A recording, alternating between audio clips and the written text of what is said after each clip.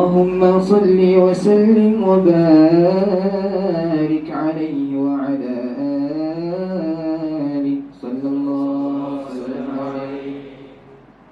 يا إمام الرسل يا سندي أنت بعد الله معتمدي فبدنياي وآخرتي يا رسول الله خذ بيدي.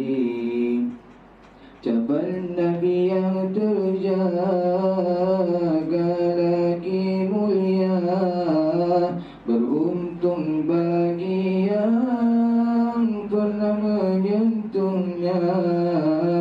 Punya dua khiban dari kulit jua, telah dilakar oleh ulama kita.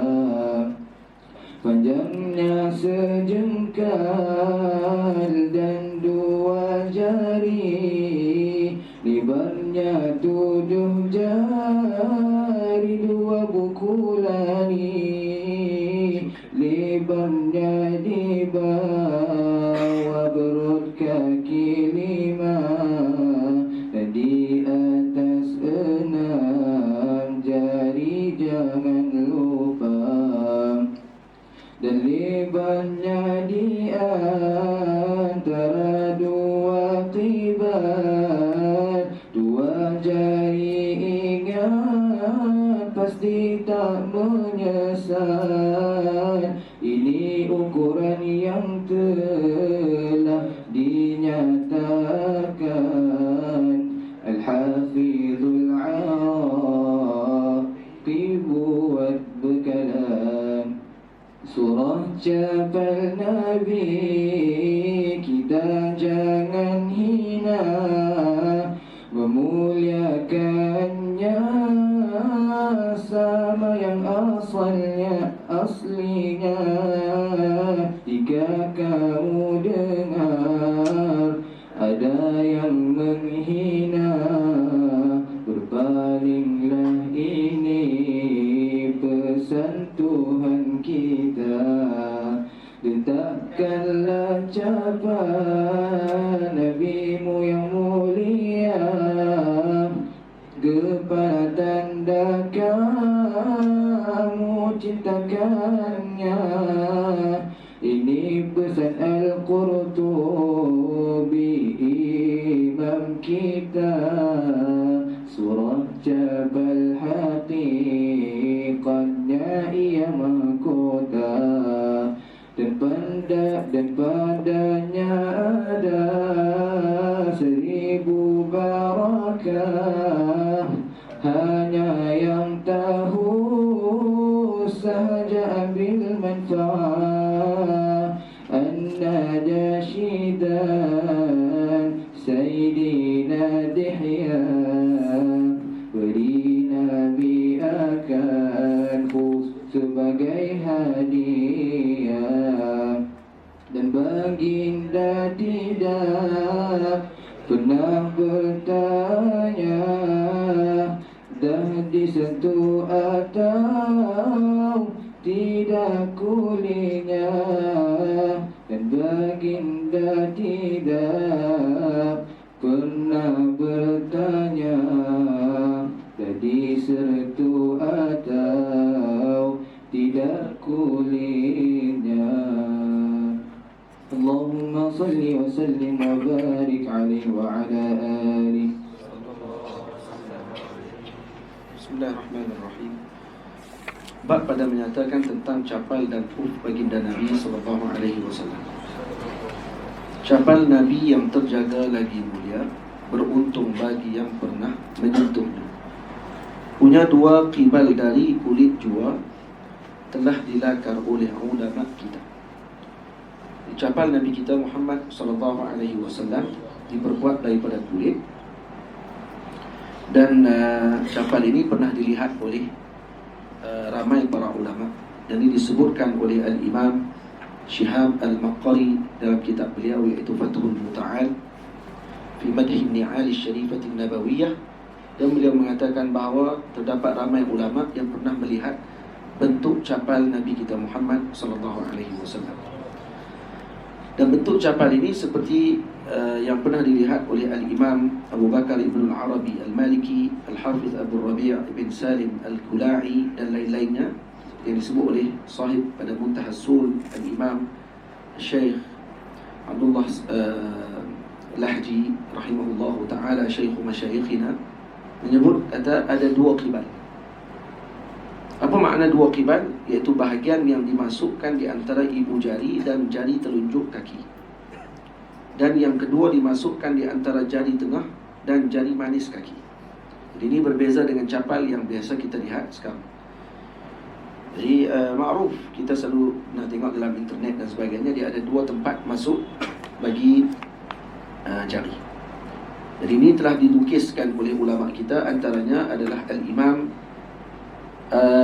Al-Iraqi radhiyallahu anhu, dan syair yang saya sebutkan ini adalah hasil daripada syairnya beliau, tapi dengan bahasa yang kita sebutkan dengan bahar kita.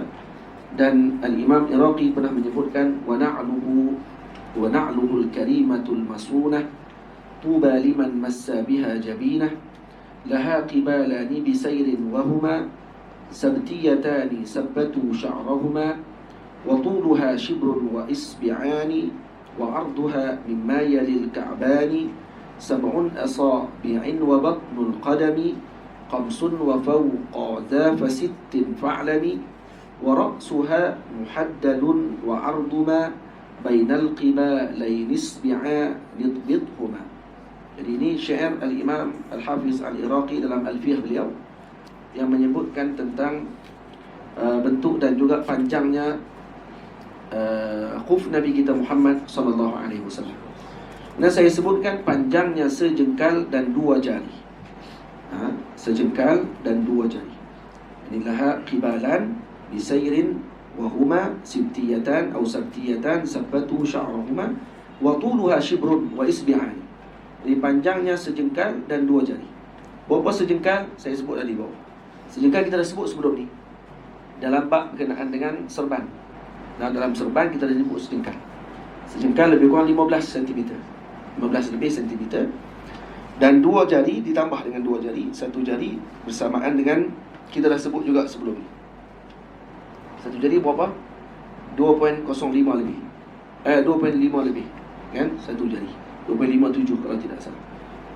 Jadi gabungan di antara dua ni jadi berapa? Panjang sejengkal dan dua jari ni jadi iaitu lebih kurang 20.66 cm. Jadi gabungan di antara sejengkal dengan dua jari 20.66 cm. Lebarnya 7 jari di buku lali. Jadi buku lali, bahagian buku lali mana satu? Kalau macam ni, ini capal. Gamak capal. Kan? Mana kawasan buku lali? Ini kawasan buku lali. Boleh? Panjang di sini. Ada gamak besar lagi. Oh, ada belakang. Lupa. Belakang ada belakang. Mana tu? Di belakang sekali. Belakang kita ada letak gambar capal Nabi SAW. Jadi panjang sejengkal dua jari. Ini belakang sekali. Tak ada amat. Oh, dan tak ada.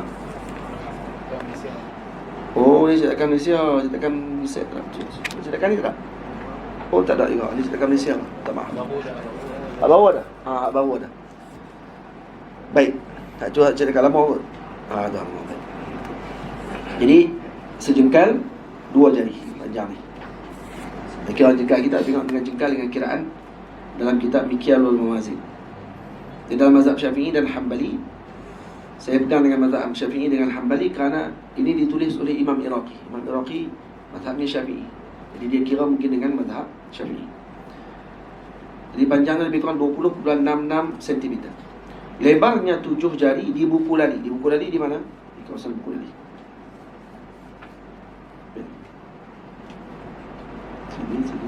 Sini. Lepas sini yang dekat tempat dua ni, yang tajam ni, Berapa? 7 jari. 7 jari berapa? 18.2 cm. Lebarnya di bawah perut kaki 5. Di bawah perut kaki 5. Bukan di kaki 5 jalan tu tak. Di bawah perut kaki. Mana perut kaki? Ni perut kaki. Ni bawah perut kaki. Sini ya. Berapa? 5. 5 apa? 5 jari. Asal mudhaf. 5 jari. Baik. Jangan lupa. Dan lebarnya di antara dua kibal. Antara dua kibal ni, lebarnya berapa? 2 jari. Ingat pasti tak menyesal. Ni 2 jari. Semua saya sebutkan di bawah tu dengan kiraannya. Ini ukuran yang telah dinyatakan. Al-Hafizul Iraqi buat bekalan. Jadi saya dah sebut di bawah syairnya Al-Imam Al-Iraqi radhiyallahu anhu. Surah capal Nabi kita jangan hina. Ini dah selesai tentang ukuran. Ukuran capal Nabi kita Muhammad sallallahu alaihi wasallam telah selesai. Ini salah satu daripada bentuk capal. Ada lagi capal Nabi yang lain yang tidak bentuknya sedemikian. Capalnya jenis masukkan terus kasut pun ada juga. Itu yang kita pernah lihat pun ada yang macam tu. Maksudnya yang macam kasut seluk kita lah. Macam kasut daripada orang Turki dan orang Maghribi dan sebagainya tu. Ataupun ada yang memasukkan macam tu. Dan ada riwayat lagi yang menyebut bahawa ra'suha muhaddadun. Ini disebut dalam ni, saya tak sebutkan dalam syair. Wa ra'suha muhaddadun wa 'ardu ma bainal qibalaini bi'anid bidhuma. Ra'suha muhaddad. Kepala capal Nabi kita Muhammad itu tajam. Maksudnya hujung capal tu tajam dan melengkung. Macam kasut yang tajam di depan. Boleh? Baik. Surah capal Nabi kita jangan hina. Memuliakannya sama yang aslinya. Cara baca. Surah capal Nabi kita jangan hina, memuliakannya sama yang aslinya. Jadi memuliakan surah capal itu adalah seumpama kita memuliakan yang asalnya. Dan orang kata itu semua surah saja, dia bukan asal. Khair, tak ada masalah. Itu kita sebut di bawah. Perkara ini mudah saja difahami oleh orang yang ingin memahami. Contoh mudah yang boleh kita berikan adalah seperti kita memuliakan gambar ibu kita, seperti mana kita memuliakan zat ibu kita. Jika perkara sebegini tidak boleh difikir, maka sebenarnya orang tersebut punya penyakit dalam otaknya. Ada penyakit dalam otak ni, ada ulat. Ulat unta. Dalam otak unta, kalau kamu nanti korban ni sembelih unta, kadang-kadang boleh tengok dalam otak unta memang ada ulat. Dan ada sebahagian unta yang bila disembelih tak ada otak tu. Otak dia dimakan dah oleh ulat. Bila sampai macam tu pun dia boleh hidup. Itu yang ajaib tu. Yang kadang-kadang boleh nampak dalam otak unta tu ada ulat duk makan otak dia. Baik. Jadi benda yang simple, orang boleh fikir benda tersebut. Macam mana tak boleh muliakan surah? Bila surah tu diletakkan di atas kepala, dianggap sebagai kita ni melakukan kerja yang sia-sia. Macam boleh sebut macam tu. Kita memuliakan surah adalah seperti kita memuliakan yang aslinya. Dia kata kalau yang asli kami tak ada masalah. Masalah kami tahu surah tu. Baik, kalau ada yang asli, boleh kita nak tak kata semua kepala orang? Tak yang asli, tak boleh. Lepas tu surah-surah yang berkait dengan benda yang ta'zim, juga surah tadi pun dita'zimkan. Surah para ulama, boleh kita pijak di bawah? Tak boleh. Walaupun dia bukan ulama tu, dia hanya surah. Gambar dengan zat tak sama. Kita tengok gambar ulama, tu gambar dia, bukan dia. Tu hanya gambar dia, bukan dia. Tapi memuliakan gambar tersebut seperti memuliakan zat asli bagi si pemilik gambar tadi. Ma'ruf benda tadi senang kita faham. Itu kata sebahagian para ulama, surah Kaabah, atau surah Kaabah di tempat sujud yang kita sembahyang ada surah Kaabah, pijak di atas surah tersebut dengan niat yang tidak elok, dikhawatiri imannya. Maksudnya seolah dia menghina dan juga memandang hina pada perkara tersebut. Walaupun itu surah saja, walaupun hanya diletak pada sejadah pun. Sebab tu kita tak akan letak bahagian tempat yang ada gambar Kaabah di bahagian kaki. Tak akan letakkan di bahagian sujud. Kenapa? Kerana memuliakan surah tersebut. Kita akan pindahkan, kita tak akan aks buat macam tu. Tidak? Kerana itu bahagian dia. Baik. Bagaimana dengan perkara yang berkait dengan Rasulullah sallallahu alaihi wasallam? Jika kamu dengar ada yang menghina, berpalinglah. Ini pesan Tuhan kita. Jadi kalau kamu dengar ada orang yang menghina ucapan Nabi kita Muhammad sallallahu alaihi wasallam, dan ada yang bawa fahaman-fahaman yang sedemikian, berpalinglah. Berpalinglah di sini daripada ayat Al-Quran, wa a'rid 'anil jahilin. Karena ini adalah pesan Tuhan kita. Karena Nabi Allah Taala berpesan untuk kita berpaling daripada orang-orang yang jahil. Letakkanlah capal Nabi-Mu yang mulia di kepala tanda kamu cintakannya. Ambil capal Nabi, letak di kepala. Kenapa? Tanda kita memuliakannya. Siapa yang berpesan ni? Saya yang pesan? Tidak. Ini pesan Al-Qurtubi, imam kita. Surah capal, hakikatnya ia mahkota. Jadi ini pesan Al-Imam Al-Qurtubi. Siapa Imam Qurtubi? Iaitu Al-Imam Abu Bakr Al-Qurtubi yang wafat pada tahun 652 Hijriah. Ini bukan Imam Al-Imam Al-Qurtubi sahibut tafsir. Ini Qurtubi lain yang disebut dalam kitab Al-Imam Syekh Yusuf Nabhani tentang ucapan Al-Imam Abu Bakar Al-Qurtubi. Dalam syairnya ada beliau menyebut, wa na'lun qada'na haibatan li bahaiha wa inna mata nakhda'u laha abadan na'lu. Kami tunduk dan kami memuliakan capal Nabi kami sallallahu alaihi wasallam kerana bahaiha, kerana kecantikannya, kemuliaannya, kerana berada dengan Rasulullah. Wa inna mata nakhda'u laha abadan na'lu. Karena bila kami menendahkan diri kami dengan yang berkait dengan Rasulullah, maka kami akan ditinggikan. Fadha'ha 'ala a'la al-mafariqi innaha. Letakkan dia di a'la al-mafariq, di atas kepala kamu. Haqiqatuha tajun wa suratuha na'am. Hakikatnya, kenapa diletakkan capal Nabi di atas kepala? Karena hakikatnya dia adalah taj. Dia adalah mahkota, walaupun surahnya na'al. Itu kerana tu diletakkan, dibuat di kopiah, kemudian letak atas kepala. Ini bukan masalah marketing ke nak jual kopiah ke apa semua, tak. Mana yang Wahbi tak akan beli tu. Kalau nak marketing, dia akan buat yang semua orang boleh beli. Berapa dia nak cari benda yang ada kontroversi. Tak, yang ni bukan masalah marketing apa semua ni. Boleh? Ini masalah dia nak ta'zimkan Nabi kita Muhammad SAW kerana surahnya capal, dia letak di kaki. Itu kalau kasut kamu, semua kami letak di kaki. Malah kami tak mau pakai pun kasut kamu, busuk. Nampak tak? Tapi ini kasut Nabi kita Muhammad SAW berkait dengan Rasulullah. Hatta surahnya pun gharib. Yang capal tadi tidak pernah dilihat dalam dunia ni yang bentuknya macam tu. Hanya macam khusus kepada Nabi sahaja. Bila tengok capal ni, kita tahu dah kata Rasulullah punya. Surahnya gharib, tak pernah dilihat dalam bentuk kita dan dipakai dengan dua khibal. Diikuti oleh Sayyidina Abu Bakar, diikuti oleh Sayyidina Umar. Maknanya sebelum tu tak pernah pakai macam tu. Mereka mengikuti Rasulullah sallallahu alaihi wasallam. Kalau kata tu adatnya Arab yang pakai kasut yang macam tu, semua Arab pakai macam tu, maka Sayyidina Abu Bakar tak akan disebut bahawa dia mengikuti Rasulullah dengan pakai kasut sedemikian. Kalau tu dah jadi adat sebelumnya. Tak pernah didengar kata sebelumnya dah ada orang pakai macam tu. Dan ini kasut itu akan dikhusus kepada Rasulullah dengan bentuk dan rupanya. Saya kata tak ada orang pakai lagi kasut yang macam tu. Boleh? Hatta surahnya sendiri pun dah menunjukkan suatu yang kelainan. Sebab tu kata Syekh, haibatan li bahaiha. Orang segak, comel, tak pernah tengok kasut yang ibda' yang macam ni. Faham? Jadi bi akhmasil khairul khalqi hazat maziyatan ala taji hatta bahatil mafriqar rijla. Nampak? Jadi kata Syekh, bi akhmasi khairul khalqi hazat maziyatan. Kerana dia telah berada di bawah akhmas sayyidil khalq, khairul khalq, iaitu Sayyidina Rasul sallallahu alaihi wasallam, hazat maziyatan 'ala taj.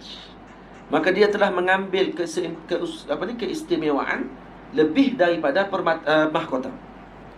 Dia duduk di kaki Rasulullah. Bila duduk di kaki Nabi, maka dia lebih mulia daripada yang duduk di atas kepalanya raja. Faham? Hatta bahatil mafriqar rijla. Nampak? Sebenarnya rijlu sebenarnya. Bukan rijla. Rijlu kan? Rijlu. Saya kitab ni dah salah. Hatta bahatil mafriqa ar-rijlu. Jadi fa'il. Hatta bahatil, ada kitab yang masih tak betul kan? Betul kan? Hatta bahatil mafriqa ar-rijlu. Maksudnya sehingga kaki itu bahat, jadi sehingga daripada kepala. Faham? Disebabkan kerana adanya tapak di kaki Nabi SAW, jadi lebih comel daripada yang ada di kepala tersebut. Shifa'un lidhi saqamin raja'un libaisi. Dan dia bukan setakat saja diletakkan atas kepala, tapi juga sebagai ubat kepada penyakit. Di saqamin maksudnya juga ubat kepada yang punya penyakit. Ini sahibu saqam. Di saqamin maksud yang ada penyakit. Maknanya yang ada penyakit dalam kepala otak ni boleh letak atas dia ni. Kalau dia letak, kalau ada syaitan dia akan marah. Oh. Dan ataupun dia tak payah letak lagi. Dia tengok saja dia jadi syaitan dah. Ni apa ni? Ni capal apa ni? Jadi syaitan tu. Tahu kata dia telah dirasuk pada waktu tersebut. Faham? Dirasuk syaitan. Jadi ada orang ni bila tengok ni dia jadi macam kena rasuk. Dia letak cap atas kepala dia. Lambang apa ni syaitan MU. Tak apa pula. Betul tak? Ha? Syaitan tu duduk atas kepala dia tak apa pula. Kalau dia pakai topi, tak ada masalah. Tapi tak capal Nabi SAW atas kepala. Oh, dia jadi macam dengan gila babi. Ha? Heran. Telah NY. No? NY dia? New York. Ha? New York kan? Ha, New York. Apa dia? Apa faedah dia tak atas kepala? Pakai cap. Nah, hatu yang saya marah tu. Geng tu. Tengok gambar ni pun orang pun. Sunnah lah sangat. Kawan-kawan tudung tak pakai. Pegang tangan keluar dengan betina. Semua kali. Seluar pun pendek. Tapi bukan main lagi kalau komen. Tambah capal dia komen, ya Allah.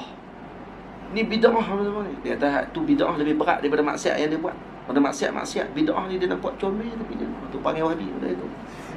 Dia guna ayat tu. Dia kata daripada main majlis qasidah. Main majlis-majlis ni lebih baik pergi konsert rock, gigs. Kerana itu tahu dah maksiat. Yang ni dianggap seperti ibadah, padahal ni adalah maksiat. Yang disesatkan kepada kelompok ahli bid'ah. Macam ni. Kita pun tepuk. Kita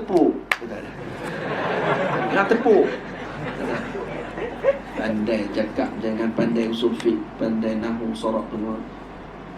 Pandai bodoh. Ini pesan Al-Qurtubi imam kita, surah capal hakikatnya ia mahkota. Jadi ubat dia ada ubat kepada yang punya penyakit, rajaun libaisi. Dan juga digunakan untuk Allahumma salli ala Muhammad, untuk raja libais, yakni orang-orang yang ada hajat dan sebagainya, dengan berkat tersebut diperkenankan oleh Allah. Amanul lidhi qawfin kada yuhsabul fadl. Begitu juga ianya adalah sebagai orang panggil macam pendinding lah kepada seorang tersebut. Jadi kita akan tengok. Dan padanya ada 1000 barakah, hanya yang tahu sahaja ambil manfaat. Ini Imam Ibnu Asakir radhiyallahu an telah menyebut di dalam risalah ringkasnya tentang capal baginda Rasul sallallahu alaihi wasallam. Ramai ulama tulis pasal capal. Ramai tulis pasal capal. Dan kelebihannya bahawa Abu Ja'far Ahmad bin Abdul Majid, Ahmad ibn Abdul Majid, yang merupakan seorang syekh yang saleh, telah memberikan kepada sebahagian muridnya akan surah capal baginda Nabi SAW. Dan keesokan harinya murid tersebut datang bertemu dengan beliau, memberitahu bahawa beliau telah melihat keberkatan yang terdapat pada surah capal tersebut yang sangat ajaib. Maka Syekh Abu Ja'far bertanya kepadanya, kepada murid tadi, apakah yang kamu lihat? Jawab muridnya, semalam isteri saya telah terkena sakit yang teramat sangat sehingga hampir menyebabkan kematian. Maka aku meletakkan surah capal ini di tempat sakitnya dan aku berdoa, Allahumma arini barakata sahibi hadan na'li. Ya Allah, tunjukkan kepadaku berkat sahibin na'li. Siapa dia? Rasulullah sallallahu alaihi wasallam. Maka Allah menyembuhkan penyakitnya seketika itu. Dan kata Abu Qasim bin Muhammad, di antara perkara yang telah dilihat akan keberkatan surah capal ini adalah sesiapa yang memegangnya dengan mengharapkan keberkatannya, maka dia akan diselamatkan dari kezaliman orang-orang yang zalim. Jadi kita nak pergi ke mana-mana takut orang buat zalim kepada kita, pegang tadi dengan niat untuk ambil barakah, insya-Allah. Yang ni kena apa ni, orang yang tak ada, yang dah faham tentang tauhid dan sebagainya, tak ada masalah. Ada barakah, tak ada masalah. Kita boleh ambil barakah dengan air hujan, kita boleh ambil barakah dengan air zam-zam dan sebagainya. Dan itu semua termasuk makhluk Allah Ta'ala. Dan ni pun makhluk Allah Ta'ala juga, apa masalah ni? Atau puak ni memang dia tak ambil barakah tu, tak apa lah, biar pergi ke dia. Dia layan ni pening tak lah. Kalau layan ni apa, kita jadi letih. Yang kita buat apa, sekarang ni kita nak kena buat apa? Kena tuntut ilmu. Dengan ada lagi syak-syak wasangka yang kita datang tu, dan kita tengok ulama melaksanakan perkara tersebut dan tidak ada ingkar. Macam mana pula ada orang ingkar? Jadi jangan kata letak kita tu yang betul. Cari dulu kenapa ulama buat macam tu. Kenapa ulama membenarkan perkara tersebut? Cari, dan jawapannya banyak. Kita je malah cari. Masalah ni orang ni ulama buat macam ni, tapi yang saya dengar macam ni, macam tak betul yang nak buat ni. Rupa-rupanya tak hukum tu. Rupa-rupanya ulama-ulama kita ni salah lah. Nampak macam hebat pula. Master Chef 3 orang, hak jadi hak yang tukang komplain tu, 3 orang tu ada restoran semua. Semua pemilik restoran yang besar. Dan juga memang pakar lah bab rasa ni. Dia bidang dia. Kita masak rasa macam sedap. Master Chef rasa dia ludah tu haram, rasa macam tai. Contoh lah dia kata, kan semua mulut jenis mulut puaka semua. Master Chef kan mulut puaka semua, kita tengok tu kata apa, lepas tu dia komplain pula, tuan rasa tak betul ke lidah saya tak kena. Ni mak saya puji, anak-anak saya semua suka makan. Mampu pergi hang. Kenapa? Dia kata ni sebab dia duk kira dengan dia. Saya duk makan sebelum ni okey je. Siapa lagi makan? Duk makan seorang-seorang masa bujang tu okey je. Memanglah. Hang bagi periuk pun hang telan. Dan ni bandingan dengan orang yang mana dia tengok dengan diri dia. Dia terlupa lagi ramai lagi lebih pakar daripada dia, yang melihat awal daripada dia lagi, yang boleh tahu kata benda ni betul tak betul, sedap tak sedap, bagus tak bagus. Dia pula nak nilai, dan kemudian dia boleh komplain pula orang yang lebih pakar daripada yang telah menilai lebih awal daripada dia. Ajaib lah. Berapa banyak hadis tentang barakah, berapa banyak jawapan ulama tentang barakah. Tiba-tiba datang beberapa orang yang mengaji pun tidak, apa pun tidak, disebabkan dengar persepsi atau sebahagian orang yang duk cerita tentang benda-benda ni, kemudian dia terus pegang dengan akal dia tanpa melihat dengan hujah yang telah disebutkan oleh ulama. Bukti kenapa? Kerana tidak mengikut tadarus ilmu, tidak ikut dengan tangga ilmu yang betul. Dia nak ikut dengan otak dia. Dia masalah. Lepas tu kena baca contoh jawapan-jawapan yang dibagi oleh Syekh Ali Jumaah dalam kitab Al-Bayan, Yushghilul Azhan. Baca dalam tu. Kemudian baca kitab Habib Zain bin Sumaid dalam kitab beliau, apa dia? Ajwibah Ghaliyah. Dalam tu ada jawapan dia. Banyak ada kitab ulama jawab tentang masalah tersebut. Buka dalam kitab Syekh Abdul Qadir Isa dalam Mizan, dalam Mizan kitab beliau. Buka dalam Syekh Yusuf Khattar hafizahullah dalam kitab beliau Mawsu'ah Yusufiyah. Dalam tu keluar berapa puluh dalil berkenaan dengan barakah dan sebagainya. Tak ada masalah. Yang menolak ni hanya orang yang buta tuli, tak baca kitab tu, dan kemudian tak belajar dengan para ulama. Dan kata Abul Qasim bin Muhammad, di antara perkara yang telah dilihat akan keberkatan surah Jafal ini adalah sesiapa yang tadi bacalah, kemudian dapat mengalahkan musuh, menjadi pelindung daripada syaitan, melindungi daripada pandangan mata yang hasad. Ini ain. Betul, kita nak elak daripada ain. Kalau nak tengok apa-apa takut lagi pandangan mata kita jadi tak elok, sebut Masya Allah, Bismillah Masya Allah, sebut itu. Tengok kereta orang lawa, Bismillah Masya Allah. Tengok anak segak comel, Bismillah Masya Allah. Tengok perempuan yang cantik, kalau kata bukan suruh tengok dah, kalau orang perempuan sama orang perempuan, payahlah bagi contoh tak kenal tadi. Orang perempuan tengok kawan dia segak, Bismillah Masya Allah, sebut macam ni. Jangan tengok tu, tengok dengan pandangan yang kagum. Sebab pandangan ain boleh terkena dengan sama ada terlalu kagum dengan seseorang ataupun terlalu dengki dengan seseorang. Pandangan tu akan memberi kesan bahaya. Sangat bahaya. Ada seorang sahabat Nabi jatuh sakit disebabkan kerana seorang sahabat lagi terlihat kepada beliau dengan pandangan kagum, bukan dengki, kagum. Sahabat tu segak, handsome. Waktu mandi sekali di tempat mandi, dilihatnya badan sahabat tersebut dengan kagum, bukan ada nafsu, tidak, dengan kagum. Sakit dan hampir mati. Temu dengan Rasulullah SAW. Rasulullah kata dia terkena ain. Sahabat yang kagum tadi, macam mana nak buat dia? Ada ubat dia, cara. Disebutkan dalam kitab dalam kitab Wasailul Usul ila Syama'il Rasul, dan dalam Muntahasul ada sebut. Dalam Wasail pun ada sebut cara-cara nak ubat dia. Kena ambil kain pelekat kawan tu, ada pakai dengan cara terbalik, basuh kain pelekat tersebut, kemudian dibasuh pada badan orang tersebut, kemudian diambil wudu dan sebagainya. Ada cara-cara dia lah untuk perkara tersebut. Tu kalau kita tahu sabda yang ain. Kalau tak tahu, faham? Sebab tu kita kena jaga selalu. Sebab tu kalau kamu perasan Arab, kat kereta dia ada letak Bismillah Masya Allah. Dekat rumah dia tulis Bismillah Masya Allah. Dekat pintu rumah kadang dia letakkan Bismillah Masya Allah. Dan kalau satu pasal lagi, Arab dia akan letak lambang 5. 5 dengan ada mata kat tengah. Tidak? Ada mata kat tengah. Berapa ramai yang mula-mula main Mesir tu? Inilah bukti Arab Mesir ni pengaruh dengan ilmu niti. Geng Dajjal.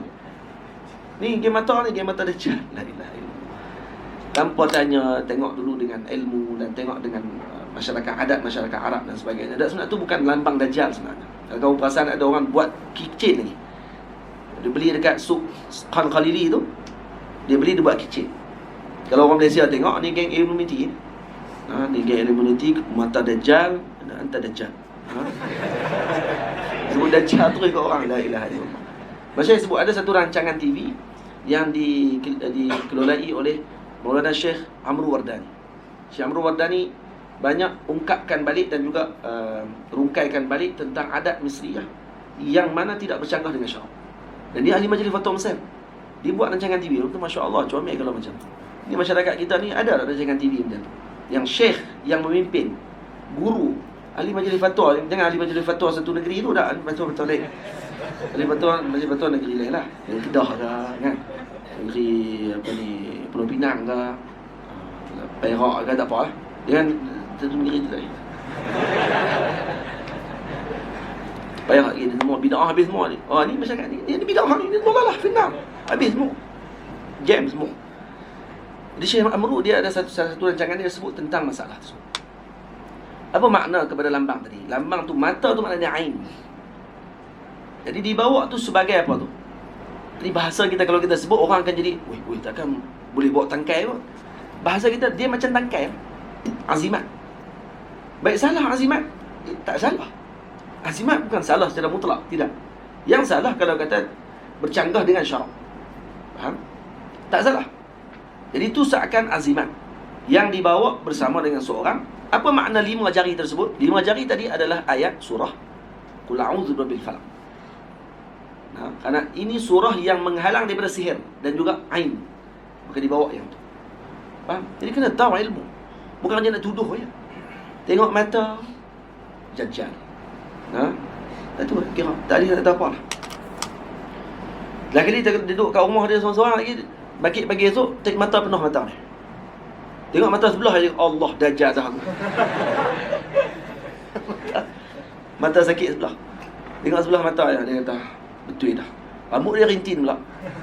Dia kata betul dah. Dialah akhir zaman tu. Boleh? Jadi jangan buruk sangka, tengok dengan ilmu. Jadi salah benda tersebut tak? Tidak salah. Ada dijual lagi dalam bentuk rantai dan sebagainya pun ada. Baik. Kemudian tu untuk orang perempuan lah. Rantai tu untuk orang lelaki baru pakai. Jadi kesemua perkara ini kata Syekh, dan juga ianya dipegang oleh perempuan yang hamil. Dan jika ianya dipegang oleh perempuan yang hamil dengan tangan kanannya ketika hendak melahirkan, maka akan dimudahkan urusan kelahiran tersebut. Jadi saya dengar sendiri daripada seorang habib, dia menceritakan tentang peristiwa tersebut. Ada seorang suami isteri ni, yang isteri ni nak melahirkan anak dan anak ni terbalik. Nak keluar tak boleh, melainkan kena bedah. Orang tua kita dulu ada cara nak terbalik-balik baby apa semua tu. Sekejap je kalau kata bidan-bidan ni. Itu saya pesan juga pada doktor-doktor kalau boleh mengaji jugalah ilmu tu. Tu bukan pakai sihir, bukan jin syaitan pun. Dia ada cara dia aja. Doktor bidan, orang tua ni pandai dalam bab tu. Kalau doktor perubatan moden pun boleh belajar juga yang tu kan comel. Jadi sebenarnya mengaji hak yang perubatan moden comel. Kemudian mengaji pula ni hak perbidanan, hak yang digunakan orang tua. Ni saya nampak terbalik sikit macam nak bedah. Nak cesarean je. Padahal boleh saja untuk digunakan. Orang tua tu boleh je buat macam tu. Diurut, kemudian patah balik. Budak tu dah boleh pusing balik. Baik. Jadi ada masalah yang menyebabkan budak ni tak boleh nak lahir. Akan mati kalau tak dibuat segera pembedahan. Dan duit banyak. Dia tak ada duit. Dia tak ada duit. Maksudnya pergi ke rumah Habib ni. Sampai di rumah Habib, minta tolong Habib. Habib kata dia pun tengok dalam rumah dia pun tak ada duit sebanyak tu. Dia ada lambang capal Nabi SAW. Dia bagi lambang tersebut, capal Nabi, surah capal tadi kepada lelaki tadi. Kata dia, peganglah capal ini, diletakkan di tangan isterimu, suruh dia genggam. Kemudian doakan. Moga-moga Allah Ta'ala mudahkan urusan. So, bila diletak saja, dimudahkan urusan tersebut. Tak sampai beberapa minit, dimudahkan kelahiran dan melahirkan anak tersebut. Dia ada banyak lagi lah cara-cara untuk kelahiran ni. Kalau kata orang yang nak lahir dapat anak ni,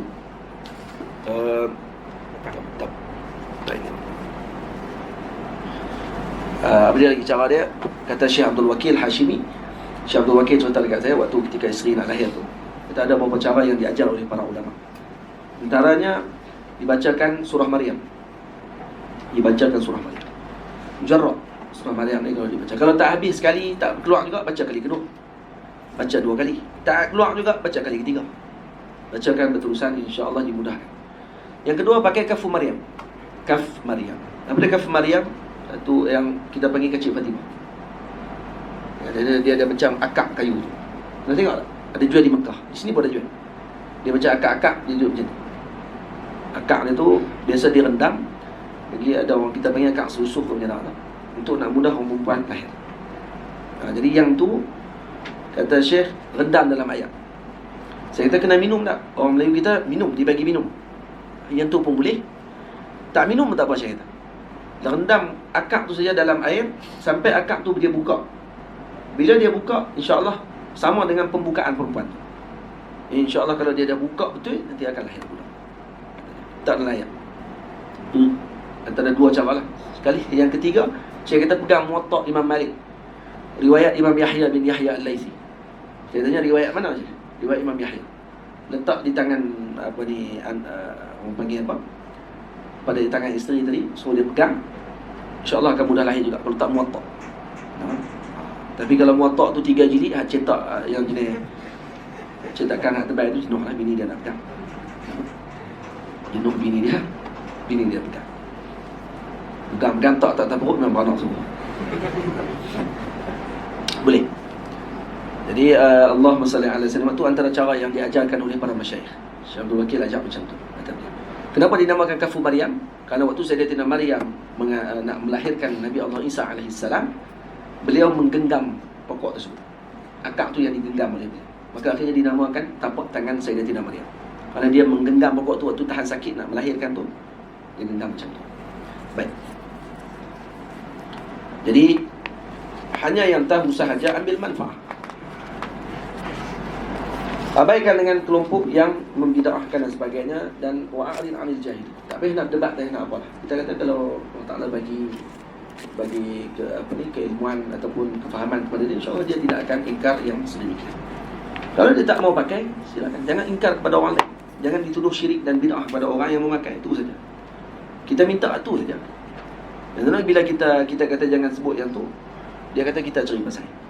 Kita ni asyik nak pecah belah, nak lawan orang, lawan orang. Kita cuma bagi tahu je dia duk bid'ah, kafir kita dan sebagainya dengan keadaan walaupun tidak saleh. Tapi bila sebut kita ni ahli kubur, penyembah kubur dan sebagainya. Penyembah kubur tu bahasa dia tu. Penyembah kubur ni bahasa syirik ya. Jadi maksudnya orang-orang yang telah melakukan kesyirikan kepada Allah. Saya pergi ke satu negeri, di satu tempat yang tidak diketahui. Saya pergi dengar khutbah di negeri tersebut. Daripada awal khutbah sampai habis khutbah, sebut dia apa dia? Semua bid'ah. Negeri mana tak tahu ni, dia sebab dia di atas kayangan.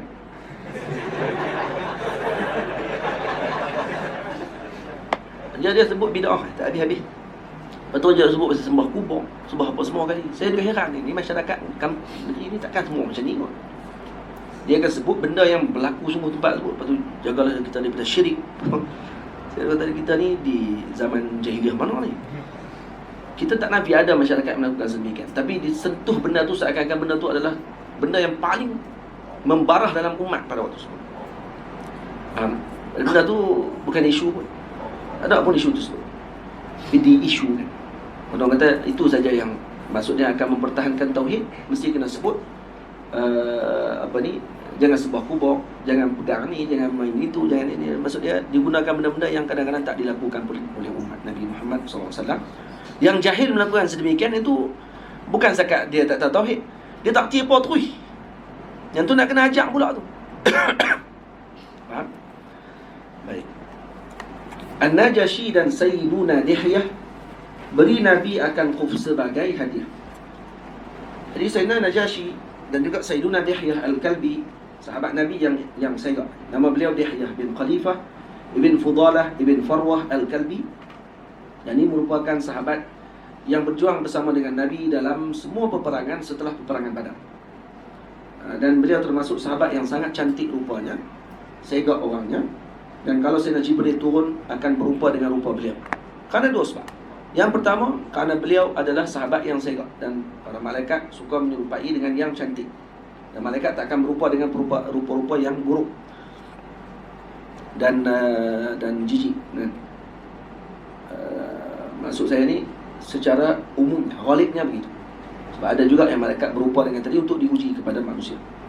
Dia ghalibnya akan berupa dengan rupa-rupa yang cantik, dan itu dengan kebiasaan dengan rupa manusia, bukan dengan rupa binatang.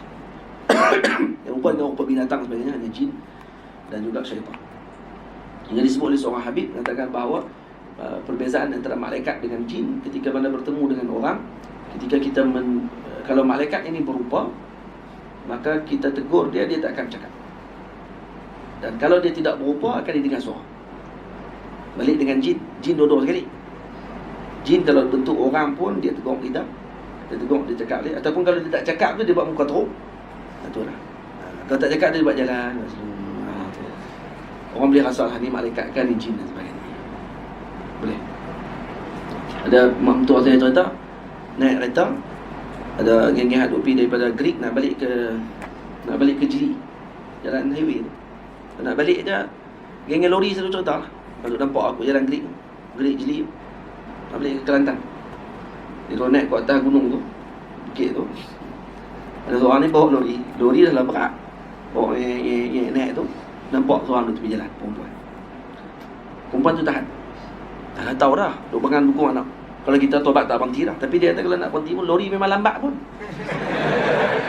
Dia berhenti tak berhenti, serupa dengan tak berhenti. Dan serupa dengan berhenti dah. Jadi dia nak buat macam mana, dia berhenti. Perempuan tu tahan, berhenti. Dia kata naik Lepas tu naik. Perempuan tu naik, duduk sebelah dia, duduk pegang anak. Lepas tu dia pesan kat perempuan tu, dia kata kalau nak turun elok-elok lah. Dia kata tu ya.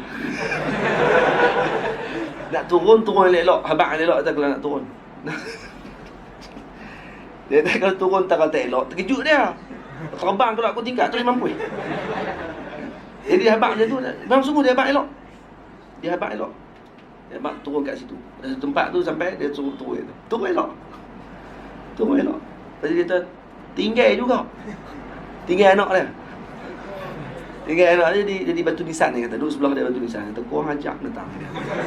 Suruh turun elok, terlupa nak pesan, buat turun semua lah. Lepas tu dia kata pesan dia tu, ini turun semua tadi, jangan turun tinggal kena pandai buat.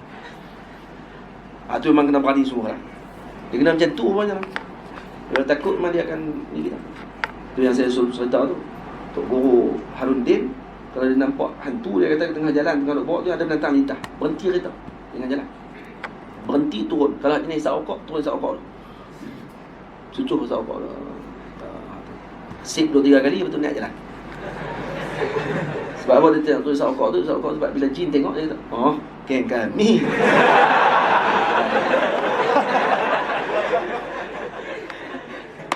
Jadi jalan balik tak ada masalah. Dia kata kalau jalan juga bahaya. Karena kita waktu tu akan jadi takut. Tapi nak turun kalau saya akan turun kat RNR yang berdekatan lah. Tak turun kat situ, cari pasal. Itu yang saya cerita pernah jadi sekali kat saya waktu jalan dengan isteri. Saya berhenti dekat kampung saya ni, ada satu tempat, saya ada gon. Orang panggil gon link ni bagi. Waktu berantu lah. Tapi saya dah tahu rumah orang dah. Sampai kat gon tu saya berhenti. Nampak ada kau duku kat depan. Kau duku kan mata dia merah tu. Kalau kita suluh dengan lampu kan duduk jalan lambat kat atas tiang elektrik tu. Kat atas wire elektrik tu. Dah tengok tak?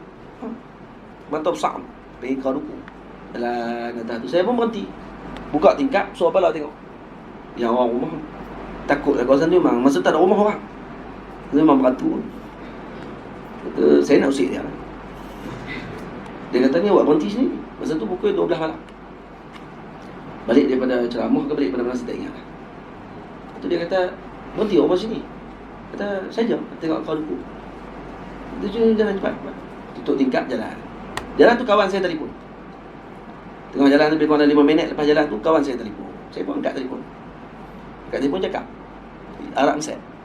Arab Mesir kan cakap telefon kan sambil bawa kereta. Sambil dia bawa kereta tu cakap jalan kampung kan. Cakap telefon, cakap lebih kurang dalam 5 minit cakap dengan dia, handset bunyi. Putih. Lepas tu bunyi seorang orang lain. Orang tu cakap tu. Cakap bahasa kampung dia. Dia kata apa? Gena tak pun. Gena tak mari. Gena tak mari. Gena tak mari. Gena ni awak lah. Kenapa? Kenapa tak mari?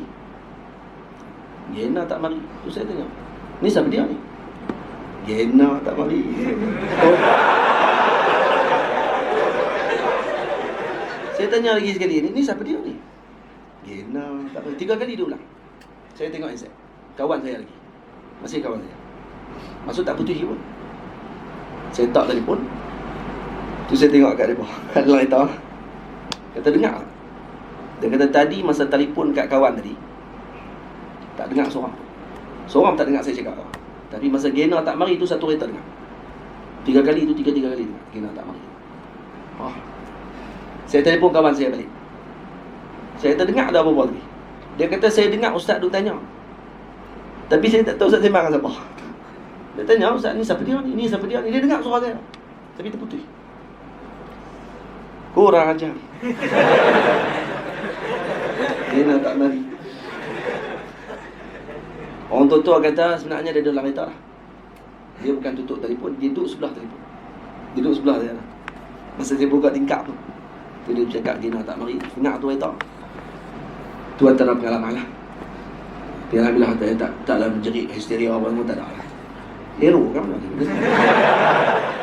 Tak pernah. Tapi tu kereta mak kena terus depan mata. Dia nak tak mari. Malah ni tengok. Malah ni tengah tidur lagi. Dia nak tak mari. Saya cerita ni di rumah Kedah, ada sekali saya cerita. Ada kawan kita seorang duduk tidur di bilik dia kat rumah Kedah.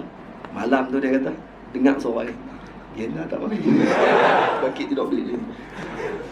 Bahaya. Baik, An-Najashi dari Sayyidina Dihyah radhiyallahu anhu, sahabat yang sedar. Macam saya sebut tadi, kalau jin, kalau dia berupa, dia tak akan tegur kita. Dia akan boleh tegur kita sebenarnya. Malaikat tak. Ini kata Habib dalam kitab Habib Zain ada sebut tentang masalah tersebut. Dalam kitab Akidah Habib Zain sebut tentang sifat malaikat berbeza dengan sifatnya jin dan juga syaitan ketika mana mereka menyerupai. Mereka hanya bercakap dengan para anbiya sahaja. Kata kalau dalam bentuk rupa. Sebahagian kata macam tu. Tapi kalau dilihat dalam sirah, ada saja malaikat datang bertemu dengan umat dan berbicara dengan mereka. Maksudnya mungkin perkara yang masih lagi berlaku khilaf dan perbincangan di kalangan ulama. Macam kisah yang berlaku kepada Qadiyan. 2 Qadi, bukan Qadiyan Perak Kedah. Qadiyan pula ada. Qadiyan fil nar wal qadi fil jannah. Kerana kisah dia kan. Yang tu malaikat yang datang juga dalam bentuk rupa seorang penunggang kuda yang nak menguji 3 orang qadi. Yang Nabi cerita ni. Ada 3 orang qadi pada zaman Bani Israel yang nak diuji oleh malaikat Allah Ta'ala. Adakah mereka ni benar-benar qadi yang adil? Maka malaikat ni datang bentuk dengan seorang lelaki yang menaiki kuda, dan kemudian pergi kepada seorang lelaki yang sedang bagi minum air kepada lembu dia. Kemudian malaikat tadi menggunakan kelebihan Allah Ta'ala bagi. Anak lembu yang ada bersama dengan ibu lembu ikut kuda. Bila ikut kuda, tuan lembu marahlah. Kata tu anak lembu saya. Kata tuan kuda, malaikat ni yang berupa ni. Kata mana boleh. Bila dia ikut kuda, maka dia anak kuda. Pada jelas muka lembu. Dia anak lembu, ikut kuda, tapi kan anak kuda. Macam mana boleh jadi anak lembu? Tak percaya, tengok dia ikut saya. Jadi anak saya punya. Tuan tu kata mana boleh macam tu. Saya yang tengok dia beranak apa semua kali, saya yang jaga apa semua, macam mana kamu boleh mengaku kamu ada tak? Baik, kalau macam tu kita jumpa qadi lah. Qadi pertama. Jumpa qadi yang pertama. Qadi yang pertama telah dirasuh oleh malaikat tersebut. Malaikat tu dah bagilah kepada dia. Pada dia apa ni, dengan kewangan lah, duit apa semua. Dan diminta untuk dia bagi hukum yang tak betul. Dia kata macam mana saya nak bagi hukum? Ni kan kuda dengan lembu, macam mana saya nak bagi hukum? Dia kata senang je, kamu lepas je ada 2 ekor, lembu dengan kuda. Mana yang diikut oleh lembu ni? Anak dia. Oh, dia tahu tak apa. Maka dilepas 2 ekor, malaikat guna lagi sekali kelebihan, lembu ikut kuda. Dia kata kan tu macam tu. Kan dia ikut kuda tu. Maka Tuan Khadi ni kata, kalau macam tu, ini anak kuda. Tu dia. Sebab apa? Sebab lembu ikut kuda. Jadi anak dia lah. Kawan ni kata, macam mana boleh hukum macam tu? Tak kenal langsung Khadi ni yang pertama. Jumpa Khadi yang kedua. Sama juga berlaku yang sama. Kes yang sama, cara yang sama digunakan oleh malaikat. Masuk Khadi yang ketiga, malaikat nak bagi duit kepada dia untuk dia selesaikan. Dia kata, saya minta maaf, hari ni saya tak boleh nak berhukum. Kata, kenapa pula tak boleh nak hukum hari ni? Hari ni saya datang haid, dia kata. Qadi yang ketiga kata, saya datang haid hari ni, jadi bila datang haid tak boleh nak hukum. Jadi malaikat kata, macam mana boleh datang haid? Laki macam mana boleh datang haid? Dia kata, sama. Kuda macam mana boleh tiba-tiba anak lembu? Laki datang haid, kamu black. Kuda anak lembu, tak ke black ke? Terus malaikat dia kata, akulah malaikat Allah, diutus untuk menguji kalian bertiga. Qadiyan fil nar wal qadi fil jannah. Kamu dalam syurga, 2 dalam neraka. Faham? Itu cerita. Tentang lembu kan. Jadi dia abang qadi yang ketiga sebab dia kata dah. Baik. Najashi, siapa Najashi? Najashi nama beliau adalah Ashamah atau Ashumah. Dan dia adalah Raja Habsyah yang digelar dengan Najashi. Najashi bukan nama, Najashi adalah gelaran. Jadi Najashi gelaran. Namanya Ashumah. Sebenarnya Tubak gelaran bagi Raja Yaman. Kisra gelaran bagi Raja Parsi. Kaisar gelaran bagi Raja Rom. Dan Syam, manakala Herakla adalah gelaran kepada yang memerintah Syam sahaja. Yang memerintah Syam sahaja adalah Herakla. Jadi Hercules adalah gelaran. Hercules itu gelaran sebenarnya. Dan dia adalah gelaran kepada raja yang memerintah daripada Rom, tapi dia memerintah Syam. Dia tidak memerintah Rom dengan Syam sekaligus. Kalau memerintah Rom dengan Syam sekaligus, dipanggil Kisra. Kalau memerintah Syam sahaja, maka dia dipanggil Herakla. Dan Fir'aun gelaran bagi Raja Mesir yang berbangsa Qibti. Manakala Al-Aziz adalah gelaran kepada Raja Mesir yang bukan dari bangsa Qibti. Jadi kita faham di sini, Sayyidina Yusuf AS hidup pada zaman Aziz. Jadi maksudnya pada zaman Raja Mesir yang bukan bangsanya Qibti. Raja Mesir bangsa Qibti dipanggil Al-Fir'aun. Dipanggil Fir'aun. Faham tak? Tak ada al. Dipanggil Fir'aun. Kenapa Fir'aun dipanggil Fir'aun? Kerana firra min aunillahi subhanahu wa ta'ala. Kerana dia farra min aun. Kerana dia lari daripada bantuan Allah, maka dipanggil Fir'aun. Sebagai ulama kata macam. Sebab tu kalau kamu tengok orang Mesir kata nahnu abna fara'inah, jangan kata tu dia kau dah sebut abna Musa alaihi salam semua kali, inilah abna fara'inah. Inilah apa ni? Mengaku depa anak Firaun. Anak Firaun maksud dia apa dia? Anak raja maksud dia. Kami anak raja, bukan Firaun tu maksud dia tu hak Ramsis hak lawan dengan Nabi Musa tu.